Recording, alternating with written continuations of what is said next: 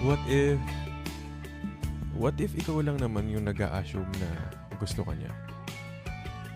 What if ganun lang talaga yung ugali niya? What if friendly?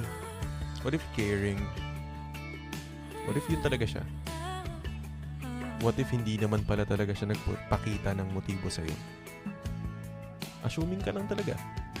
Unti-unting nalalapit ang